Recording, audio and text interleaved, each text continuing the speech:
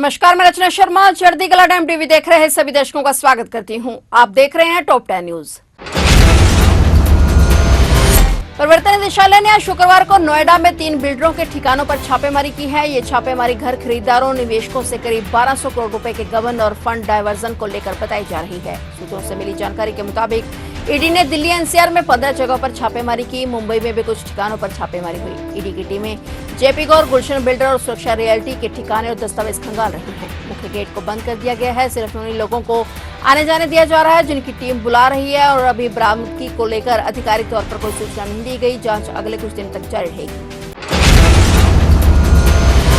पंजाब की भगवंत मान सरकार ने भ्रष्टाचार के खिलाफ सबसे बड़ा एक्शन लिया है। जालंधर के विधायक रमन अरोड़ा के घर पर भ्रष्टाचार के मामले में विजिलेंस की टीम ने दबिश दी और उन्हें गिरफ्तार कर लिया गया। जालंधर सेंट्रल से विधायक रमन अरोड़ा पर भ्रष्टाचार के मामले में कार्रवाई हुई। सरकारी प्रवक्ता के मुताबिक रमन अरोड़ा जालंधर निगम के अफसरों के जरिए मासूम लोगों को झूठे नोटिस भिजवाते थे और फिर पैसे लेकर उन नोटिसों को रफा दफा करवा देते थे। कुछ दिन पहले ही अरोड़ा की सुरक्षा भी वापस ले ली गई थी। उनका कनेक्शन एटीपी और सुखदेव वशिष्ठ के साथ पाया गया और वहीं एटीपी के जरिए बड़े बड़े बिल्डर को नोटिस भिजवाकर पैसे बटोरता था। और वहीं आपके प्रवक्ता सनी अहलुवालिया ने बताया कि रमन अरोड़ा को गिरफ्तार कर लिया गया है, जिसके बाद उनके नजदीकी रिश्तेदार के खिलाफ भी कार्रवाई की तैयारी है। वहीं एक और नेता का नाम भी विजिलेंस जांच में सामने आया है। आशंका है कि इस कार्रवाई के बाद उस पर भी गाज गिरेगी। पंजाब हरियाणा हाईकोर्ट ने पंजाब सरकार को 2013 में हुए कथित फर्जी पुलिस एनकाउंटर में मारे गए युवक की मां को 15 लाख रुपए का मुआवजा देने का आदेश दिया है। हाईकोर्ट ने कहा कि पुलिस की ओर से कानून के दायरे से बाहर जाकर की गई कार्रवाई को स्वीकार नहीं किया जा सकता और इस प्रकार की घटनाएं कानून के शासन की नींव को ही हिला देती हैं। कानून लागू करने वाली एजेंसियों को यह अधिकार नहीं है कि वे खुद ही जज, ज्यूरी और जल्लाद की भूमिका निभाएं। 23 मई 2013 को अमृतसर निवासी 22 वर्षीय युवक अरविंदर पाल सिंह उर्फ लवली की गोली लगने से हत्या हो गई थी और मृतक की मां याचिकाकर्ता दलजीत कौर ने आरोप लगाया था कि उनके बेटे को बिना किसी चेतावनी के पुलिस के हेड कांस्टेबल प्रेम सिंह ने बेहद करीब से सीने में गोली मारकर हत्या कर दी थी, जबकि वह उस समय एक नाई की दुकान पर बैठा था। पुलिस ने दावा किया था कि अरविंदर एक घोषित अपराधी था। उसने एक पुलिसकर्मी पर चाकू से हमला किया था, जिसके जवाब में आत्मरक्षा में गोली चलाई गई। हाईकोर्ट ने कहा कि यह मामला आत्मरक्षा की आड़ में की गई एक्स्ट्रा जुडिशियल किलिंग का प्रतीक है। इस बात पर अदालत ने नाराजगी जताई। हिमाचल हाईकोर्ट ने हिमाचल प्रदेश पावर कॉर्पोरेशन के चीफ इंजीनियर विमल नेगी की मौत के मामले की जांच सीबीआई को सौंपने के आदेश पारित किए हैं। आज शुक्रवार को न्यायाधीश अजय मोहन गोयल की अदालत ने यह फैसला सुनाया है। अदालत ने आदेश दिया कि जांच को विश्वसनीयता प्रदान करने के मामले को सीबीआई को सौंपा जाए। केंद्रीय जांच ब्यूरो यह सुनिश्चित करेगा कि हिमाचल प्रदेश कैडर का कोई भी अधिकारी जांच के लिए गठित विशेष जांच दल का हिस्सा नहीं होगा। अदालत ने विमल नेगी की पत्नी की याचिका को स्वीकार करते हुए यह आदेश पारित किए। विमल नेगी की पत्नी ने हाईकोर्ट में याचिका दायर की थी कि उसके पति की रहस्यमय परिस्थितियों में मौत हुई है। पुलिस की निष्पक्ष जांच नहीं हो रही है। पोस्टमार्टम रिपोर्ट कहती है कि मौत पोस्टमार्टम किए जाने से करीब 5 दिन पहले हुई थी। विमल नेगी 10 मार्च से लापता थे। उनका शव 18 मार्च को मिला और 19 को पोस्टमार्टम हुआ। 10 से लेकर 14 मार्च तक विमल कहां रहे, इस आधार पर एसआईटी ने कोई भी जांच नहीं की।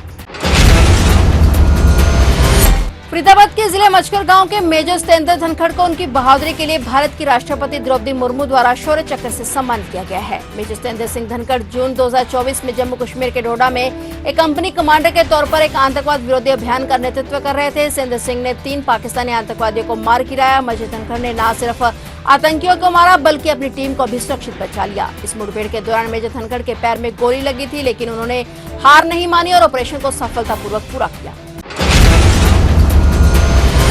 हरियाणा गुरुद्वारा सिख प्रबंधक कमेटी के अध्यक्ष के चुनाव के लिए सभी मेंबर गुरुद्वारा साहिब पातशाही छठी कुरुक्षेत्र में पहुंचे। इस दौरान मेंबर्स ने मीटिंग की और वहीं फैसला लेते हुए जगदीश सिंह जिंडा को हरियाणा गुरुद्वारा सिख प्रबंधक कमेटी का अध्यक्ष बनाया गया है। वहीं गुरबीर सिंह को मीत प्रधान चुना गया है। इसके अलावा अन्य पदों पर भी नियुक्तियां की गई हैं।